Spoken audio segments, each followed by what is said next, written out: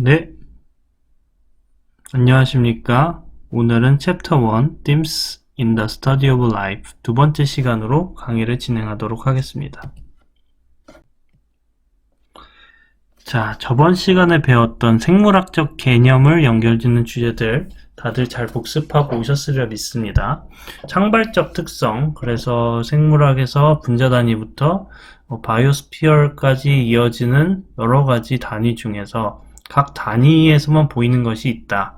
그리고 세포의 셀로부터 시작되는, 그래서 프로캐리오틱 셀, 유캐리오틱 셀 등이 나왔고요. 그 다음에 유전의 가장 중요한 부분인 DNA, 그리고 거기서부터 비롯되는 진, 이런 것들에 대한 내용들을 잘 복습하셨기를 바라고요. 자, 오늘은 이제 컨셉 1.2와 1.3에 대해서 강의를 하도록 하겠습니다. 자, 우선 1.2에서는 진화, 그리고 진화 안에 있는 생명체의 통일성과 다양성에 대해서 설명드리도록 하겠습니다.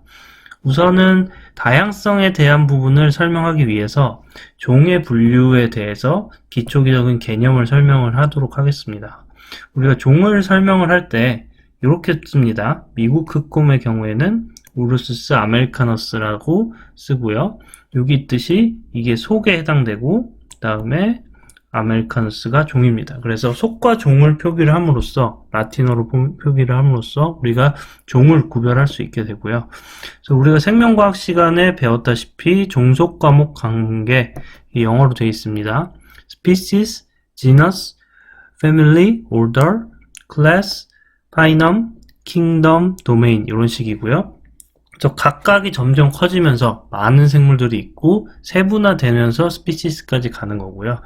그래서 예를 들면은 여기 있는 우르수스 아메리카너스의 경우에는, 속의 경우에는 큰 곰 속, 곰과, 그리고 점점 올라가서 식육계, 다음에 포유류, 점점 올라갑니다. 척삭동물문, 다음에 여기 아밀리안 아시겠죠?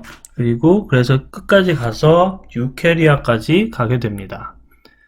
그래서 우리가 이미 지금 생물학에서는 120만 종 이상의 생물들이 동정이 되어 있고요. 그래서 같은 비슷한 종들끼리 여기 있듯이 북극곰과 미국극곰은 이제 큰 곰 속에 묶여 있네요. 그렇게 묶여 있는 것부터 시작해서 각각의 공통점들을 묶어서 이제 올라가서 이렇게 체계화한 단계들이 있습니다. 이런 단계들을 통해서 우리가 지금까지 밝혀진 수많은 종들을 이제 분류를 해놨고요. 자, 이렇게 생물에서는 이제 세 가지 영역이 있다고 할 수 있겠습니다.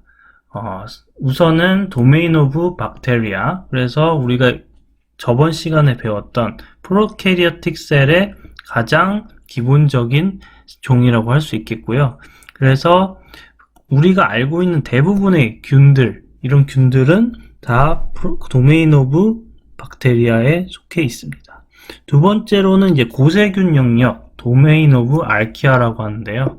도메인 오브 알키아는 세균과는 좀 특징이 다릅니다. 그래서 따로 떨어져 나왔고, 그 다음에 대부분은 극단적인 환경에서 서식하고 있고 원핵생물입니다. 자, 그리고 세 번째는 우리가 아주 많이 알고 있는 것은 도메인 오브 유카리아. 유카리아가 진핵생물 영역에 있고요. 그래서 원생동물, 프로티스트의 경우에는 단세포 진핵생물, 그리고 비교적 단순한 다세포 생물들의 일부가 여기 포함되어 있습니다. 그래서 우리 갈조류가 있고, 그 다음에 녹조 현상의 그 주역인 녹조류가 여기 많이 포함되어 있고요.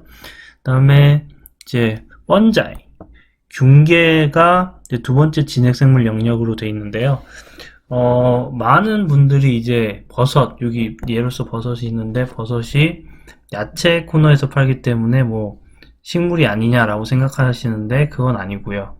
제가 곰팡이 실험을 해봐서 알지만 이 버섯도 처음에는 먼지 같은 포자에서 시작이 됩니다. 그래서 먼지 같은 포자가 점점 이제 컴플렉스, 그리고 이제 조직을 형성하면서 균계로서 이렇게 버섯이 되는 경우도 있고 그렇지 않은 경우도 있습니다.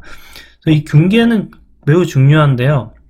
우리가 저번 시간에 배웠듯이 프로듀서 그리고 컨슈머 요런 영양 단위에서의 구분이 있다면 그들의 사체를 분해하는 것들, 사체나 배설물들을 분해해서 다시 뉴트리언트 사이클로 돌게 하는 그런 역할을 해서 얘는 디스포설, 그래서 분해자 역할을 하는 그런 종들이 많이 포함되어 있다고 할 수 있겠습니다. 그래서 버섯과 곰팡이가 포함되어 있고요. 그 다음에 식물계, 우리가 많이 아는 대부분의 식물들은 여기 포함되어 있습니다. 광합성을 하고 있고요. 그래서 뭐 여기 있는 고사리나 민들레를 포함해서 우리가 쉽게 볼 수 있는 여러 가지 나무들도 다 식물계에 포함되어 있다고 할 수 있겠습니다.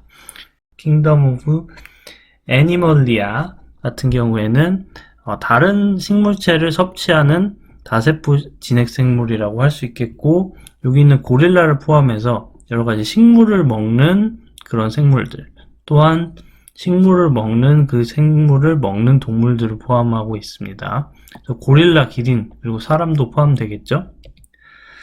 자, 이러한 다양한 생물 중에서 통일성이 있다는 얘기를 하고 있습니다. 그래서 여기 있는 예로서 피겨 1.16을 먼저 보시죠. 네. 우선 여기 있는 세균에 있는 이 털처럼 생긴 섬모와 그 다음에 진핵생물에 있는 섬모, 진핵생물에 있는 섬모는 여러 가지 기능이 있겠는데요. 여기 있는 세균의 경우에는 이제 뭐 이동에 대부분 쓰이긴 하지만, 그 다음에 진핵생물에는 이제 이동에도 쓰이지만 또한 또 영양성분을 이동을 시키기도 하고, 아니면 뭐 필터를 하는 역할도 하고 여러 가지 역할이 있습니다. 그럼에도 불구하고 역할이 다름에도 불구하고 이렇게 섬모 구조가 비슷하다라는 것을 봐서는 여러 가지 생물에서 같은 특성을 가지고 있다. 그리고 여기 있는 DNA 같은 경우, 우리가 지금 유전 정보로서 기존에 배웠던 DNA 같은 경우에도 세균부터 시작해서 인간까지 아주 간단한 구조부터 복잡한 구조까지 같은 DNA 구조로 구성되어 있다는 그런 보편성이 있죠. 이런 보편성 또한 생명의 통일성이라고 할 수 있겠습니다. 이런 부분들은 결국은 이제 찰스 다윈의 다연 선택 이론에서 증명이 되고, 이 부분이 찰스 다윈의 중요한 역할이었던, 중요한 이론이었던 진화론에서 이제 드러나게 됩니다.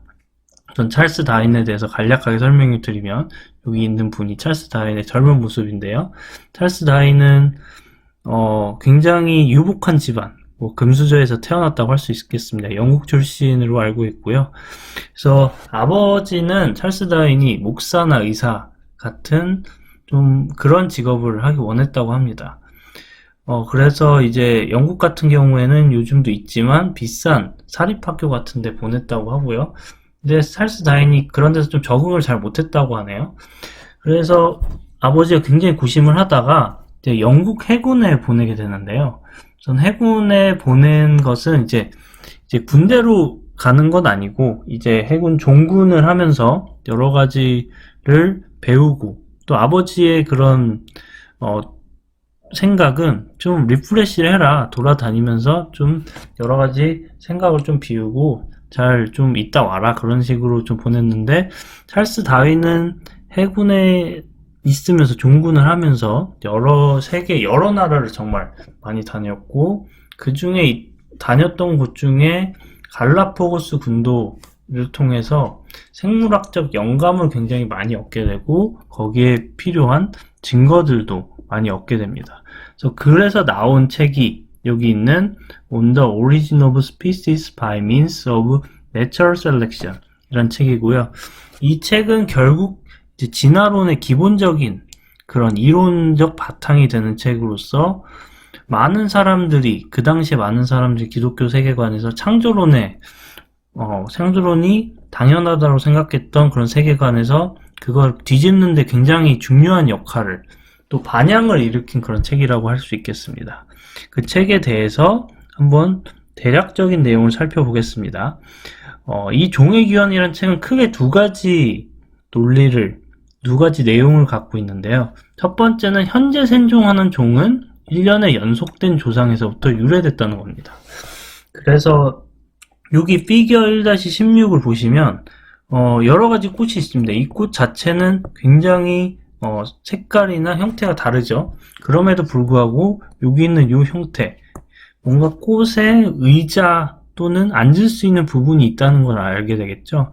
이 부분의 의미가 뭘까 좀 생각을 해보면, 이제 꽃은 여러 가지 번식, 생식 방법이 있는데 그 중에서 충매화 같은 경우에는 이제 곤충들이 앉아서 이제 꿀을 먹으면서 거기서 붙는 꽃가루들이 여기저기 옮겨지면서 이제 번식을 하게 되는 부분이 있는데, 그걸 위해서 꽃에 곤충들이 앉아서 곤충들이 앉기 쉽게 이렇게 만드는 부분이 있습니다. 그게 통일성이라고 보는 거죠. 여러 가지 꽃 안에 이렇게 앉을 수 있는 또는 이렇게 부착할 수 있는 곳이 있다는 것은 여러 가지 꽃에서 통일성이 있다. 그리고 이것이 어떻게 보면 일련된 조상으로부터 유래된 어떠한 유전이 된 것이다 라고 말을 할 수가 있겠죠. 자, 그리고 두 번째 내용입니다. 이렇게 일련된 조상에서 나왔는데 과연 어떻게 됐느냐. 여기 있죠. 자연 환경의 특정 형질의 확산을 선택함이라는 부분이고요. 그래서 여기 들어갈 말이 뭘까요? 아까 말씀드렸던 Natural Selection 이라는 부분입니다. 그래서 자연 선택을 영어로 말을 한 거고요. 그래서 진화적 메커니즘에 대한 내용입니다. 그래서 예를 보시면 좀 쉽게 알 수 있습니다. 이것은 딱정벌레죠. 딱정벌레인데 여기 보다시피 형질적으로 색에서 여러 가지 색이 있습니다. 흰색도 있고 뭐 검은색도 있고 회색도 밝은 회색, 그다음에 약간 어두운 회색, 여러 가지 형질의 딱정벌레가 있는데, 이게 좀 어두운 환경 또는 이제 깜깜하거나 좀 그런 환경에 가게 되면 이제 어두운 딱정벌레는 잘 보이지 않고 이제 흰 딱정벌레가 보이게 되면서 여기 있는 새 같은 포식자한테 잘 노출이 돼서 많이 잡혀먹게 됩니다. 그렇게 되면 그 과정을 계속 거치다 보면 흰 딱정벌레, 밝은 딱정벌레는 점점 없어져서 여기 있는 마지막에는 가면 프리퀀시가 바뀌게 되죠. 프리퀀시. 그래서 완전히 흰색이 멸종되지 않더라도 대부분의 그 딱정벌레 분에는 어두운 색의 딱정벌레만 많이 남게 됩니다. 이 부분이 이제 자연 선택의 적절한 예라고 할 수 있겠는데요. 그래서 자연 선택, 여기는 어두운 환경을 통해서 형질 중에 여기 있는 색 부분이 결국은 자연에 잘 적응한 부분을 선택을 하고 그것이 살아남아서 후세를 남김으로써 형질을 전달하는데 중요한 역할을 한다. 그게 자연 선택에 대한 가장 기본적인 이론이라고 할 수 있겠습니다. 자, 이게 그래서 과연 생명에서 어떤 부분에서 유전이 됐느냐. 그래서 아까 말씀드렸듯이 원래 같은 조상, 원형. 그래서 우리 원형하면 프로토타입이라고 해서 이제 기업에서는 그냥 시제품 이렇게 불리는데 프로토타입이라는 데서 원형이라는 부분에서 유전이 됐다는 거죠. 예를 보시면 여기 있는 게 박쥐죠. 박쥐의 요 부분 굉장히 좀 특이하지 않나요? 요 부분은 우리가 생각하는 우리 사람이나 손가락 같이 생겼는데요. 이 손가락이 우리는 손가락이 되지만 박쥐에게는 이렇게 날개가 되기도 하고 어떤 생물한테는 물갈퀴가 되기도 하고 여러 가지 구조가 됩니다. 하지만 공통적인 부분에서 나왔듯이 이게 같은 손가락 형태를 갖고 있어요. 그래서 손가락 형태의 통일성과 이 부분이 날개가 되냐, 우리처럼 손가락이 되냐, 아니 물갈퀴가 되냐, 이런 변형된 세습을 연결시키는 중요한 증거라고 할 수 있겠습니다. 여러 가지 계통, 여러 가지 다른 종에서도 같은 부분이 있다는 것이 이 부분에서 증명이 되겠죠. 그래서 아까 말씀드렸던 다윈이 여러 해군으로서 여러 군데를 다니다가 갈라파고스 군도를 우연찮게 가게 됩니다. 갈라파고스 군도 이렇게 생겼어요. 굉장히 아름답게 생겼죠. 군도라서 여러 가지 섬이 이렇게 군데군데 모여 있고요. 그 다음에 남아프리카에 여기 있는 에콰도르나 페루, 이 근처에서 굉장히 멉니다. 굉장히 멀어 보이죠? 그래서 여기서 있는 종들은 어떻게 왔는지는 모든 걸 알 수 없지만 이제 따로 이제 와서 이제 대륙과의 인터랙션 없이 이제 살게 됩니다. 그렇게 되면서 이제 진화를 하고 거기에 맞는 종들이 남게 되면서 굉장히 유니크한 종들, 그리고 이 갈라파고스 군도가 특이하게도 종이 굉장히 풍부합니다. 그래서 풍부한 종들이 있음으로써 이제 생물학적 여러 가지 증거들을 모을 수 있는 아주 좋은 장소라는 것이죠. 이곳을 이제 다윈이 발견하면서 많은 것들을 알게 되는데요. 특히 텍스트에서 나와 있는 부분은 이제 새에 대한 부분이나 새에 대한 부분이고요. 갈라파고스 군도로 갔어요. 근데 그 섬마다 보니까 새가 굉장히 다르다는 겁니다. 보니까 한번 어떤 새들은 이제 곤충을 먹는 새도 있고, 그 다음에 씨를 먹는 새도 있고, 버드를 먹는 새도 있고, 그 다음에 심지어는 선인장 플라워를 먹는 새도 있더라. 거기에 따라서 부리가 좀 많이 다른 것 같더라. 어떤 새는 부리가 굉장히 길쭉하고, 어떤 새는 부리가 씹는 데 특화되어 있고, 여러 가지 경우가 있더라. 그리고 얘네들의 것들은 결국 아까 말한 습식, 그러니까 뭘 먹느냐 또는 어디에 사느냐. 여기 보시면 나무에 사는 경우도 있고 그라운드에 사는 경우도 있고 굉장히 많아요. 여기 지저귀는 새인데 그런 새들도 있고 굉장히 여러 가지 습식 환경에 따라서 새들이 많이 다르더라. 그래서 이 새들은 결국 공통조상에서 왔다가 아까 그 기능이 달라지는 것처럼 조금씩 거기 있는 자기 환경에 맞춰서 진화가 됐다라는 것이 다윈이 말한 중요한 증거입니다.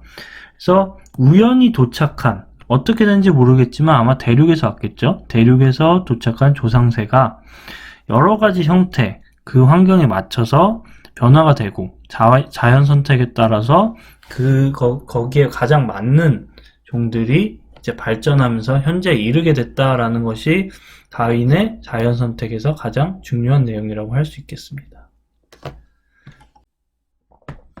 자, 이번에는 컨셉 1.3 과학자들은 자연을 탐구하기 위해 두 가지 주요 탐구 방법을 이용한다 라는 내용에 대해서 말씀드리도록 하겠습니다.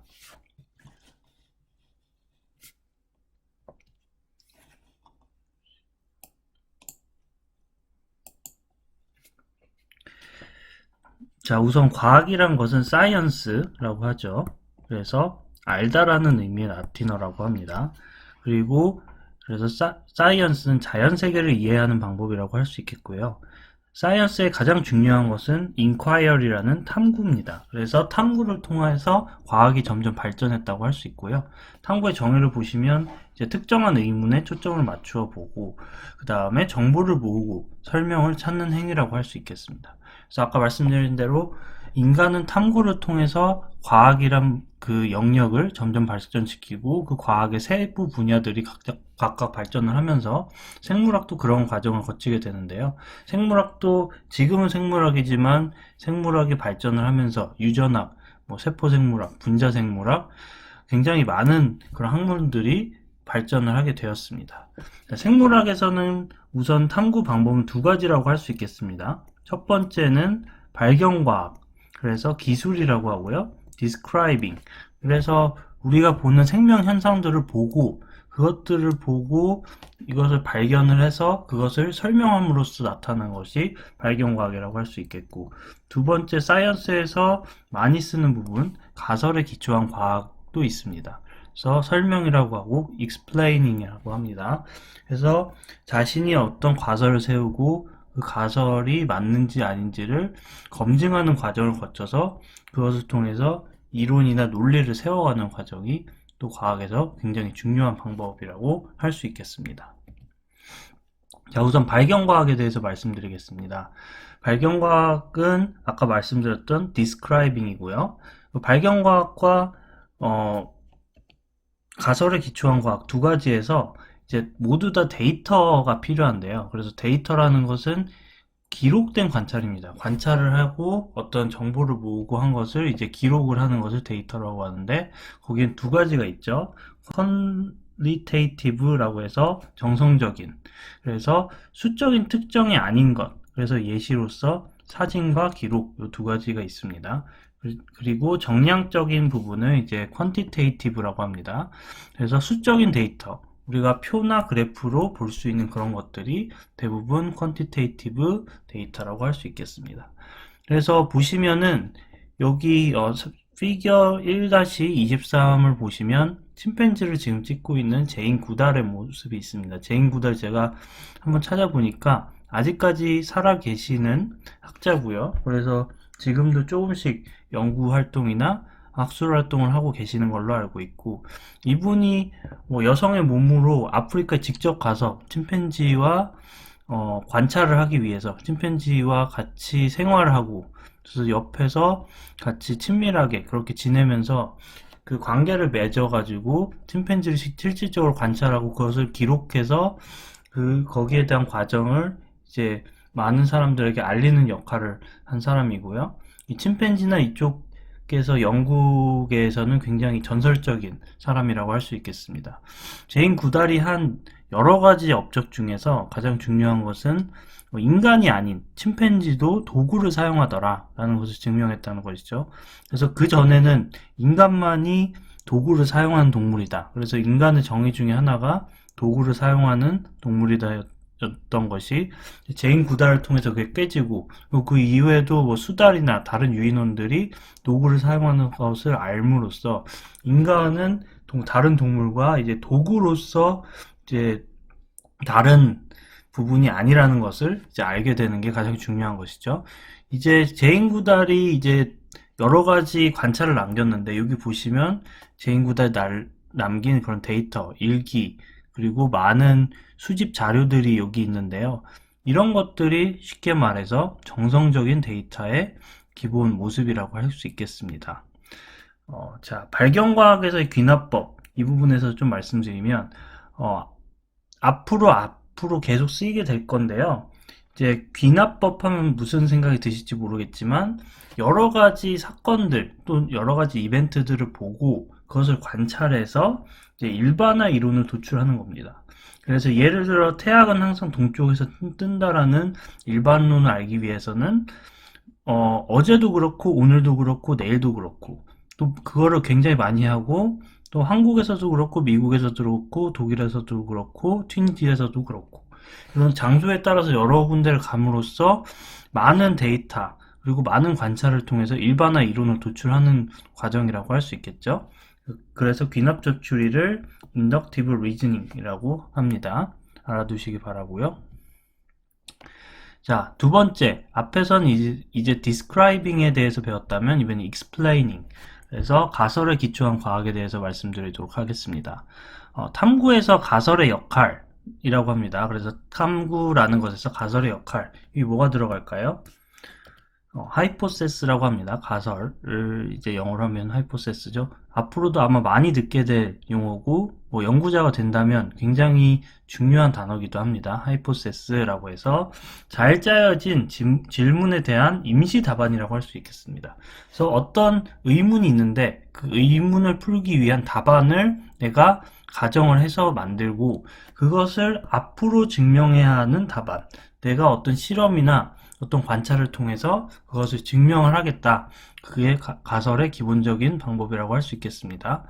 자, 연역적 추리에 대해서 말씀드리면, 우리 연역적 이런 걸 많이 들어봤죠? 아마 수학에서 많이 들어봤을 텐데요. 그래서 A는 B고 B는 C라면 A는 C다. 뭐 이런 거 많이 들어봤죠? 포함 관계를 나타낸다면 A가 가장 큰 거일 테고, 그 다음에 B가 중간일 테고, 이제 B를 C에 포함하는 그런 관계겠죠. 그래서 A가 C를 포함하는 그런 관계가 되는 것을 연역적 추리의 기본적인 방법이라고 할 수 있겠고, deductive reasoning이라고 합니다. 그래서 전체적인 일반적인 논리를 통해서 특정한 상황을 유추하는 겁니다. 이게 기본적인 논리라고 할 수 있고, 그래서 기본적인 가정을 세워서 그것을 실질적으로 증명을 하고 그것을 많은 사례를 모음으로써 이게 진짜 맞는 가설인가를 증명하는 과정이라고 할 수 있겠습니다. 뒤에서 설명을 드리겠지만 여기 피겨 1-24를 보시면 이제 배터리가 안 됩니다. 그 손전등이 안 되는 상황입니다. 손전등이 안 돼요. observation이고, 왜 안 될까? questioning이 들어가고, 이제 가설을 세우는 겁니다. 거기에 대한 내용이 있고, 이제 가설을 증명하는 그런 과정들이 나오죠. 가설을 증명함으로써 전체적으로 이제 손전등은 어째서 문제가 생기는가에 대한 그런 연역적 추리를 하는 게 쪽에 있는 가설에 대한 기초과학의 기본적인 논리 구조라고 할 수 있겠습니다. 뒤에서 제대로 한번 설명을 해보죠. 아까 말씀드렸듯이 손전등이 안 된다. 이제 그렇게 되면은 두 가지 가설이 있어요. 자, 배터리가 다 닳았다. 데드 배터리라고 하네요. 그렇게 되면은 이제 배터리를 교체를 해줍니다. 실질적으로 프리딕션을 통해서 해봅니다. 그래서 만약에 배터리를 갈아준다면 고쳐지는가? 고쳐지지 않는다. 그래서 여기 보시면은 가설이 기각이 됐네요. 이 가설은 맞지 않다. 데드 배터리라는 하이포세스는 맞지 않다는 걸 알게 됐고요. 그다음 범부가 나갔다라는 두 번째 가설이 있네요. 그래서 범부를 한번 교체를 해서 고쳐보겠다라고 해서 실질적으로 고쳤더니 다시 손전등이 돌아오는 그것을 알 수 있겠죠. 그래서 여기서 봤듯이 가설은 검증이 가능해야 됩니다. 여기 들어가는 말 뭘까요? 테스테이블이라고 합니다. 그래서 검증을 실질적으로 해봐야 됩니다. 만약에 여기 있듯이 손전등의 스위치가 작동을 하지 않아서 어떤 상황에서도 어떻게 고쳐도 다시 손전등이 돌아오지 않는다면 그것은 가설이 검증 가능하다고 할 수 없겠죠. 그래서 검증 가능한 실험을 하는 게 굉장히 중요하고요. 두 번째로 가설은 기각이 가능해야 됩니다. 그래서 아까 보셨듯이 falsifiable이라고 합니다. 그래서 여기 보셨듯이 데드 배터리에 대해서 검증을 해서 아니다라는 것을 알 수 있는 것을 우리가 확인할 수 있었죠. 이렇게 아니다 맞다를 정확히 알 수 있는 그런 실험이 설계돼야 된다라는 것이 가설의 특징이라고 할 수 있겠습니다. 자, 그 다음에 과학적 방법의 신화에 대해서 간략하게 설명을 드릴 텐데요. 과학적 방법은 아까 말씀드렸듯이 아주 큰 이론, 일반적인 이론을 실질적으로 적용을 함으로써 그 데이터 하나가 아니라 여러 가지 그런 증거들을 모음으로써 전체적인 이론이 증명이 되기 때문에 한두 개의 실험으로 증명이 된다고 할 수는 없습니다. 거기에 의해서 나온 여러 가지 가설들을 다른 과학자들이 증명을 하거나 반박을 통해서 이것들이 고쳐지거나 하는 과정들이 필요하고요. 그것을 과학적 방법이라고 합니다. 그래서 가설을 세우고 검증을 하고 그 검증한 것을 다른 과학자들이 확인을 해보고 아니라면 그것을 다시 한번 검증하는 그런 과정들이 있고요. 그래서 텍스트에 나온 것은 이제 정신분열증과 조울증이라는 예를 보여줬습니다. 그래서 정신분열증과 조울증이 예전에는 어떤 삶의 특징, 어떤 생활 패턴에 의해서 나타난다라고 생각을 했는데 그렇게 계속 검증을 하다 보니까 잘 안 되는 겁니다. 어떤 패턴에 대해서 나오는 게 아닌 것 같아요. 이게 점점 뇌과학이나 신경생물학이 발전을 하면서 이제 몰레큘러 단위에서 어떤 물질이 어떻게 뇌로 전달되고 어떤 농도로 전달되는지 알므로써 정신분열증이나 조울증이 어느 정도 이제 현상적으로 증명이 되는 그런 부분이 있었습니다. 또한 우생학 같은 경우도 뭐 어떻게 보면 신화의 이번에 좀 안 좋은 면이라고 할 수 있겠죠. 그래서 정치적으로 좀 이용된 면이 있는데 이제 진화론이 좀 어떻게 보면 좀 변형이 되면서 우생학으로 발전이 돼요. 그래서 어떤 인류의 인종은 굉장히 좋은 종이다. 그리고 어떤 인류의 종은 열등한 종이다라는 것을 계속하면서 그거를 증명하려고 여러 가지 과정을 거치죠. 그런 것들이 어떻게 보면 반박이 돼야 되는데 반박이 안 되고 정치적인 이유로 반박이 안 되고 그게 또 트렌드가 되면서 과학자들이 어떻게 보면 끌려가는 그런 모습들이 나왔지만 결국은 이제 그것들이 아니라는 것을 반박을 하는 증거들이 나오게 되면서 이 우생학이 이제 주목이 안 받게 되는 그런 상황이 됐다고 할 수 있겠습니다. 자, 이제 드디어 과학적 탐구의 사례에 대한 연구입니다. 이 사례는 잘 보시기 바라고요. 그래서 앞에 설명한 일반적인 이론들을 실질적으로 어떻게 적용하는가, 그리고 여러분들이 나중에 탐구를 하게 되고 연구를 하게 된다면 어떻게 탐구를 하고 연구를 해야 되는가를 실질적으로 알 수 있는 그런 과정이라고 할 수 있겠습니다. 자, 한번 보시죠. 자, 우선 배경입니다. 우선 여기 들어가는 배경은 이미 알고 있거나 이제 그것들에 대한 지식이 좀 있다고 할 수 있겠습니다. 그리고 가설을 세울 수도 있겠고요. 그래서 경고색이라는 게 있어요. 그래서 우리 경고색 이런 거 많이 들어보셨죠? 그래서 warning coloration이라고 합니다. 그래서 잠재적인 포식자에게 내가 위험 중이라는 신호를 알립니다.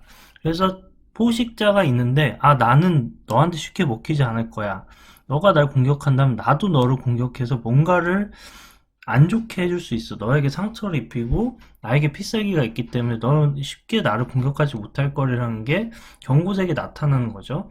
근데 경고색이 있다는 것은 그 종은 그 반대로 포식자에게 뭔가를 할 수 있는 아까 말씀드린 필살기가 있다는 겁니다. 그래서 상대방에게 치명적이거나 아니면 부상을 입힐 수 있는 그런 무기가 있다는 거죠. 그래서 경고색이라는 좀 위험한 부분에도 불구하고 자기를 노출하는 그런 방법을 하게 되고, 두 번째로 의태, 미미크리라고 합니다. 미미크리라고 하고 사기꾼 전략입니다. 나는 경고색을 갖고 있는 애랑 비슷하게 생긴 그런 모방 종이 되겠죠. 그렇게 같은 효과를 가짐으로써 경고색을 갖고 있는 그런 효과를 자기가 누리게 되는 겁니다. 그래서 여기서는 이런 가설을 세웠네요. 연구자들이. 의태, 미미크리는 포식자가 독성을 혼종하게 함으로써 무해한 동물이 잡아먹힐 가능성을 낮추는 진화적 적응이다.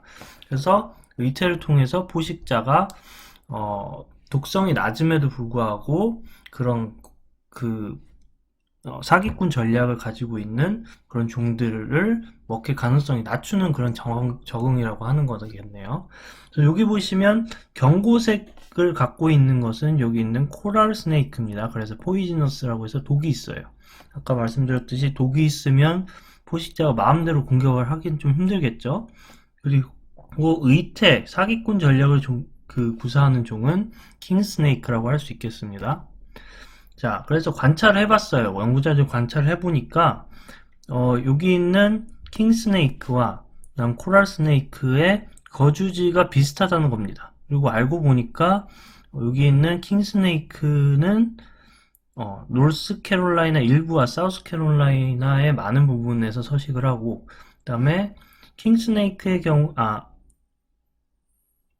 코랄 스네이크는 그렇고요. 그 다음에 킹스네이크의 경우에는 이렇게 노스캐롤라이나 많은 부분과 사우스캐롤라이나 전부를 포함하는 그런 부분에서 서식을 함으로써 이제 두 부분이 겹치는 부분이 있고, 어떻게 보면 킹스네이크와 코랄 스네이크의 서식지를 포함하는 그런 상황이 됩니다. 그래서 그 겹치는 부분과 아닌 부분을 통해서 한번 실험을 해보자는 거죠.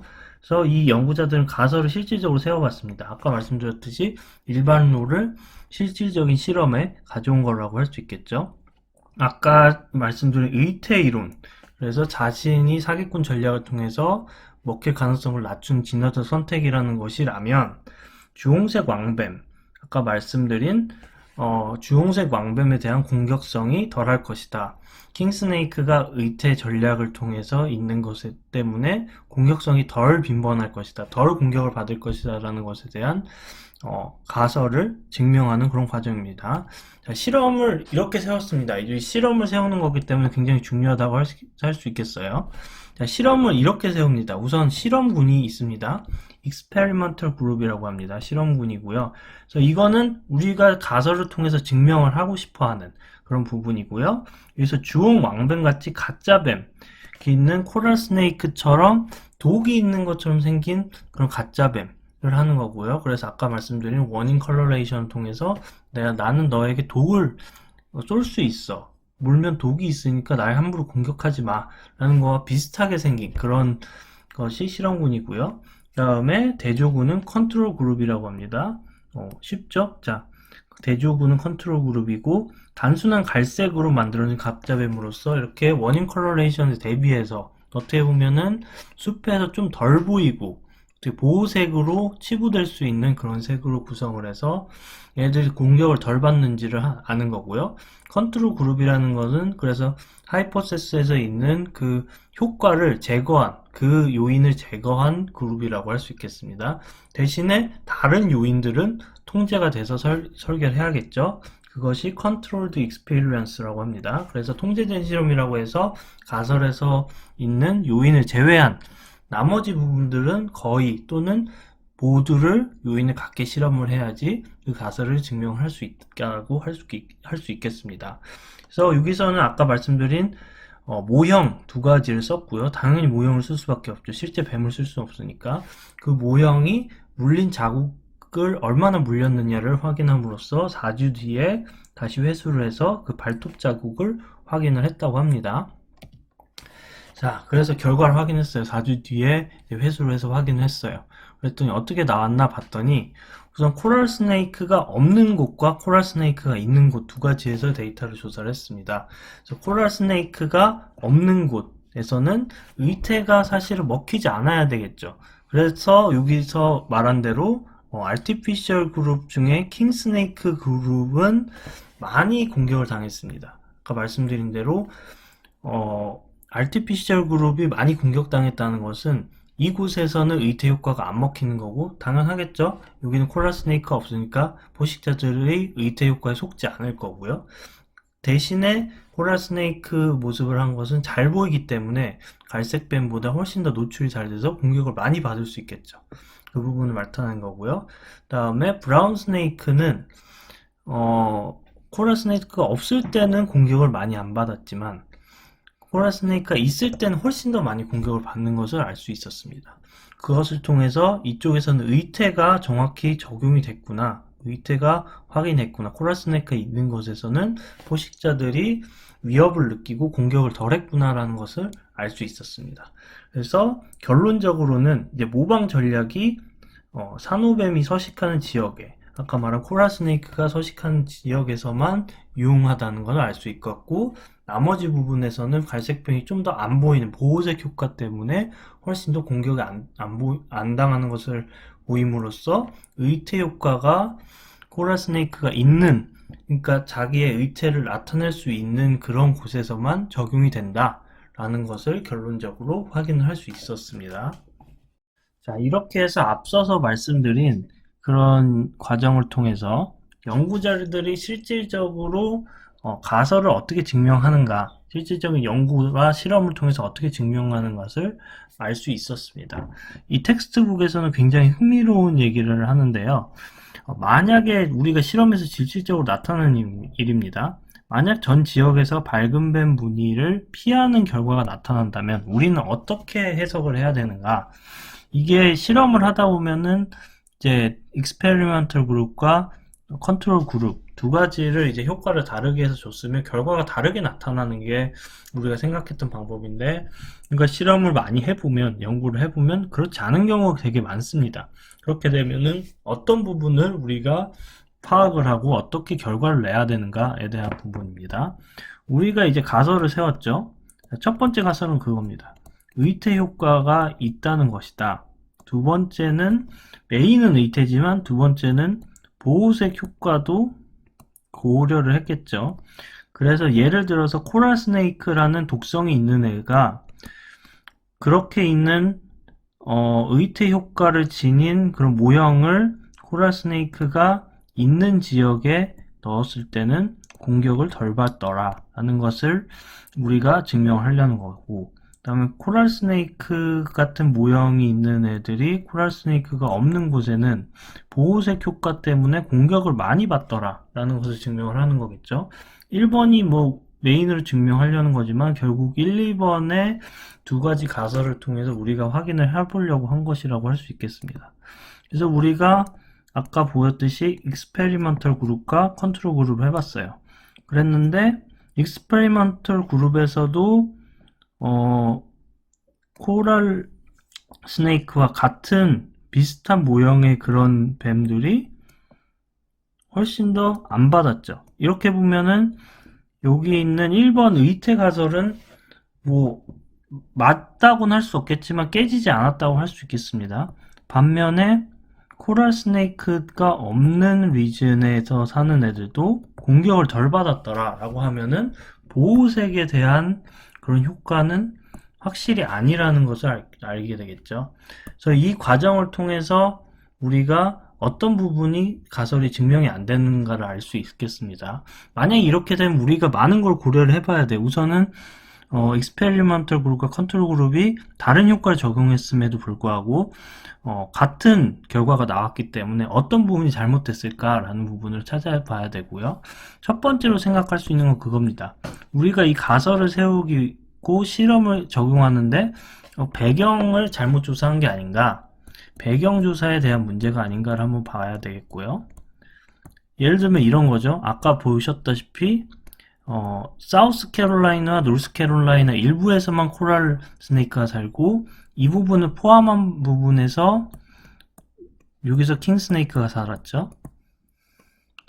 이쪽에서 코랄 스네이크가 살았고, 그런데 생각을 해봅시다. 여기서도 만약에 코랄이 나왔다면, 우리가 배경조사 잘못해서 여기에서 코랄이 나왔다면 어떻게 됐을까요?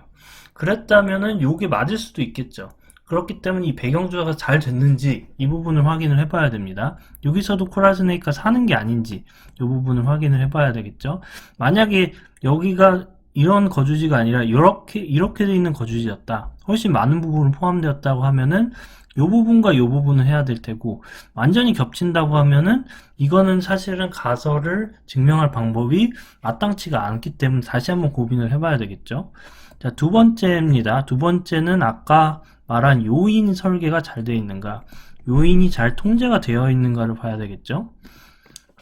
여러 가지 요인이 있습니다. 얘가 만약에 이 모형들이 같은 시기에 났는가, 그리고 비슷한 장소에 났는가, 숲도 여러 가지 숲이 있겠죠. 빨간색이 잘 보이는 숲이 있고 빨간색이 잘 안 보이는 숲, 그런데 났을 수도 있고, 아니면 예를 들어서 가을에 났어요. 가을에 나서 단풍이 떨어지면서 아까 보인 컬러풀한 것이 보호색으로 작용할 수도 있겠죠. 그러면 이 보호색 효과가 안 일어나는 그런 시기가 있을 수도 있다는 겁니다. 또는 이쪽에 있는 그 리전에서는 뱀이 훨씬 더 많을 수도 있고, 그래서 뱀의 파퓰레이션에 비해서 공격을 당연히 상대적으로 덜 받을 수도 있고, 이 코랄 지역에 있는 부분에서는 뱀의 파퓰레이션이 워낙 적다 보니까 공격을 훨씬 더 많이 받을 수도 있고, 그래서 거기 맞는 빈도로 나왔느냐, 그것도 하나의 변수가 될 수 있겠죠. 그래서 이렇게 봤을 때는, 그래서 요인에 대한 통제가 정확히 이루어졌느냐, 그 부분에 대해서 확인을 해볼 필요가 있겠습니다. 이렇게 과학에 대한 연구 방법에 대해서 배워봤고요. 그 다음에는 과학의 한계와 과학 이론에 대해서 배우겠습니다. 가장 중요한 부분은 넘어갔기 때문에 조금 편하게 들으셔도 될 것 같고요. 과학의 한계에서는 우선은 과학이라는 거는 초자연적인 곳은 이제 과학 영역의 밖이라고 생각을 합니다. 그래서 검증 가능하여야 함. 그래서 아까 말한 그 검증 가능성에 대한 부분을 놔야 되기 때문에 초자연적인 부분은 과학 영역의 밖이다. 우리가 그래서 초능력, 염력 이런 것은 여기 포함되지 않고요. 그리고 우연으로 일어나는 부분도 과학에서 포함되지 않기 때문에 그런 것과는 과학은 영역에서 겹치지 않는다라고 보시면 되고요. 그 다음에 과학에서 이론이란 것이 있습니다. 무슨 론이라고 하죠. 그래서 과학적인 이론은 굉장히 많은 부분에서 검증이 돼서 이제 과학계에서 이것은 정말 검증이 된 이론이라고 생각하는 것을 과학적 이론이라고 합니다. 띠오리라고 붙어있는 것들이 여러 것들이 있는데 그것들은 과학적으로 검증이 된 이론이라고 할 수 있겠습니다. 이 이론들은 여러 가지 특징이 있는데 가설보다 훨씬 넓은 범주, 아까 말씀드린 그런 일부의 가설보다는 아주 큰 과학적인 그런 현상을 설명할 수 있는 범주라고 할 수 있겠고, 그 다음에 그 이론을 통해서 또 많은 검증 가설들을 파생시켜야 된다는 겁니다. 그것들이 굉장히 일반적인 부분이어야 된다는 거고요. 아까 말씀드렸듯이 과학적인 이론을 위해서는 정말 많은 증거 그리고 많은 검증을 통해서 많은 과학자들이 납득하고 비판에 대해서 다시 설명이 되어야만 과학적 이론으로서 가치가 있다고 할 수 있겠습니다. 자, 과학에서 모형 만들기. 아까 했던 것도 모델이라고 할 수 있겠는데 그 모델을 위해서는 심플하게 만드는 게 중요합니다. 왜냐하면 특히 생물학에서는 굉장히 생물이라는 게 복잡하고 또한 생물의 여러 현상도 굉장히 여러 가지가 있기 때문에 우리가 보는 관점에서 알고 싶은 부분만 확인을 하는 것이 모델이라고 합니다. 그래서 여기 모델이겠죠, 당연히. 모델이라고 합니다. 그래서 검증하려는 가설을 증명하기 위해서 간략하게 만든 도구라고 할 수 있겠습니다. 이제 예시를 보시면 여기 심장 모형이 있죠. 심장 모형, 요 모형 자체도 굉장히 단순하긴 하지만 굉장히 여러 기관이 있어요.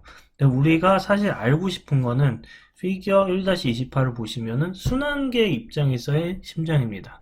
그래서 피가 어떻게 들어와서 그리고 어떻게 나가는지 이런 것들을 알고 싶은 거예요. 그래서 라이트 알트리움에서 라이트 벤트리클로 어떻게 나가는지 이게 바디에서 들어와서 대정맥으로 들어와서 동맥으로 어떻게 나가게 되는지 그런 것들을 알고 싶은 거거든요. 그러니까 심장을 전체적으로 다 보지 말고 이렇게 모델로 만들어서 우리가 원하는 순환계로서의 심장만 한번 봐보자. 이렇게 한 것을 예시로 볼 수 있어요. 그래서 우리가 아까 말씀드렸듯이 관점에서 우리가 원하는 관점에서만 심플하게 좀 보는 것을 모델이라고 합니다. 앞으로 많이 들을 얘기가 되겠습니다. 과학 문화에 대한 겁니다. 여기서 과학 문화에 대해서 간략하게 얘기를 하는데요. 뭐 내용은 그렇습니다. 과학자는 어떤 모델로서 어떻게 해야 되는가라는 거라서 제가 한번 두 가지 가져왔어요. 여기 있는 백투더 퓨처라는 건 90년대, 80년대 아마 그때 영화였는데 굉장히 유명한 영화예요. 여기서는 이제 여기 있는 그 어린 주인공이 이제 여기 이 사람이죠. 여기 있는 두 번째 사람. 이 사람이 닥터 브라운이라고 하는 사람입니다. 닥터 브라운이라는 사람이라서 굉장히 우리가 생각하는 그런 과학자의 그런 스테레오타입을 갖고 있습니다. 그러니까 자기 고집 세고 다른 사람과 잘 이렇게 어울리려고 안 하고 그래서 혼자 이게 처박혀서 이렇게 연구를 하는 그런 타입인데 이 꼬마 소년을 통해서 타임머신을 확인을 했어요. 그래서 타임머신을 타고 가서 여러 가지 해프닝이 벌어지고 결국은 해결하고 오는 게 백투더 퓨처라는 영화인데 굉장히 유명한 영화고 인기하고 흥행했던 영화인데 이런 닥터 브라운 같은 게 우리가 생각하는 그런 과학자의 모형이라고 할 수 있을까요? 이제 예를 들면 어떤 사람이 굉장히 똑똑하지만 다른 사람과 이제 연구를 잘 안 하려고 하고 혼자 이렇게 하려고 하는 그런 것들이 과학자의 모형이라고 예전엔 많이 생각했을 수도 있는데 제가 여기 다른 사진 하나 가져왔어요. 여기 있는 테슬라라는 회사인데요. 테슬라라는 회사가 이 테슬라라는 사람을 통해서 나왔는데 이 테슬라라는 사람은 어떻게 보면 여기 있는 닥터 브라운하고 비슷한 성격을 갖고 있습니다. 굉장히 천재고 하지만 이제 다른 사람과 일하기보다는 혼자서 이제 사색하고 생각함으로써 뭔가를 만들고 뭔가를 발명하고 그런 스타일의 사람이었습니다. 하지만 그 테슬라를 통해서 많은 것들이 또 밝혀지긴 했지만 또 현대사회, 지금같이 집단지성이 발달하고 온라인으로 정말 여러 사람과 커뮤니케이션 할 수 있는 사회에서는 이렇게 혼자서 뭔가 할 수 있는 것은 굉장히 한계가 있다.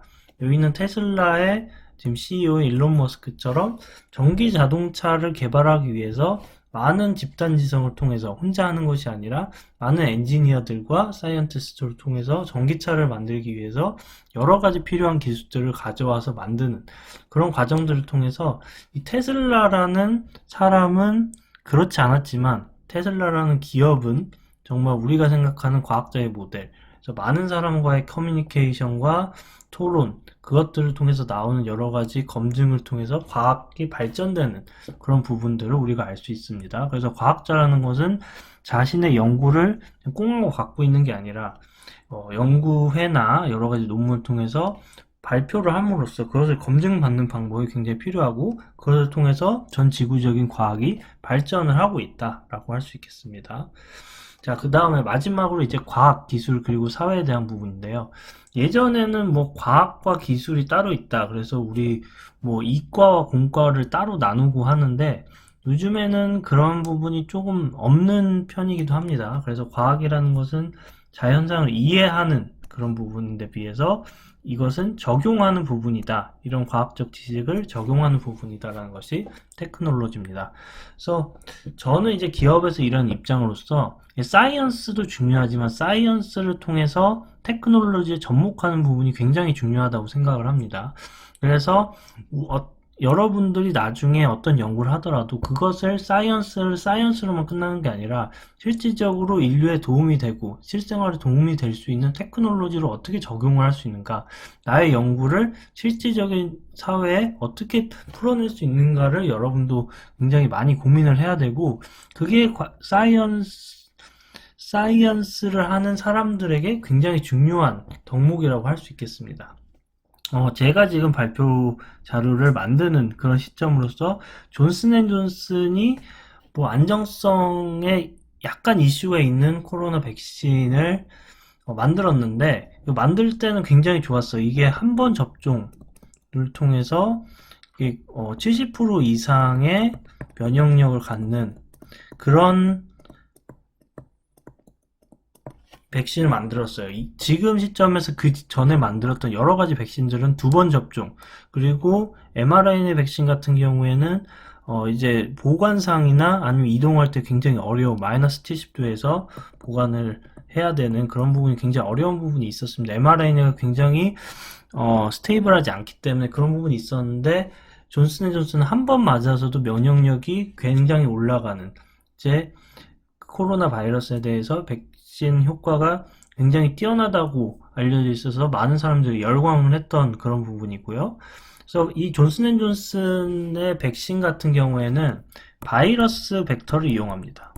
바이러스 벡터를 이용하고 뭐 바이럴 벡터라고 합니다. 그러니까 바이러스들이 원래는 이제 mRNA나 DNA 침투하는 방법에 쓰였던 그런 벡터인데, 그것을 우리가 이용을 해서 우리 몸에 주입을 해서 그것들을 통해서 우리가 바이러스와 비슷한 애들을 만들어서 그걸 통해서 항체를 형성하는 그런 과정을 겪게 되는데, 이게 효율이 굉장히 좋고, 우리가 기존에는 이 코로나라는 게 있기 전에는 이것을 사이언스적으로 했어요. 그래서 이 바이러스 벡터가 있다. 바이러스 벡터는 어떤 기작을 통해서 우리 몸에서 작용을 한다. 라는 거지만, 결국은 이런 코로나 바이러스라는 여러 가지 팬데믹 현상이 터지니까 이런 것이 결국 테크놀로지로 넘어와서 적용이 되는 거죠.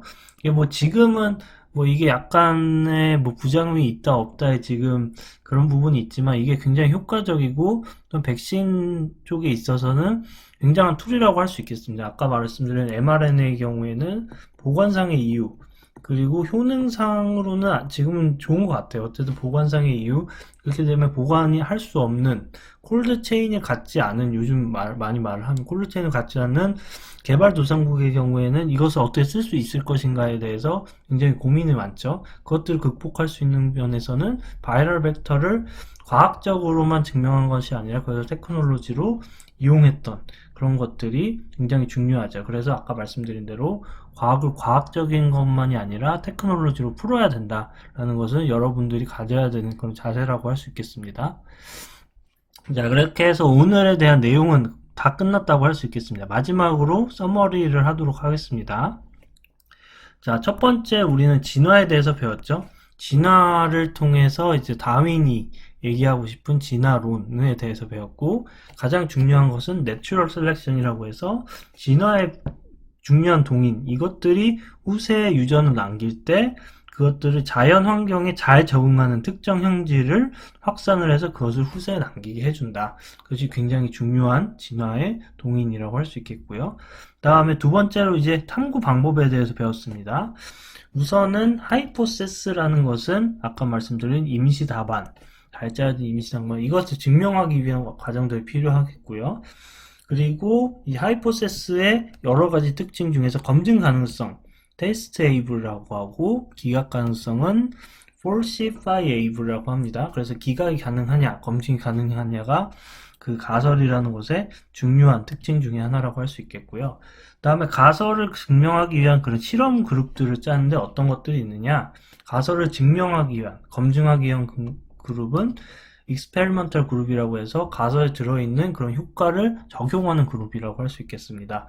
또 반면에 가설을 검증하는 그룹과 비교하는 그룹이라고 해서 효과를 치지 않은 집단입니다. 그것을 컨트롤 그룹이라고 하고요.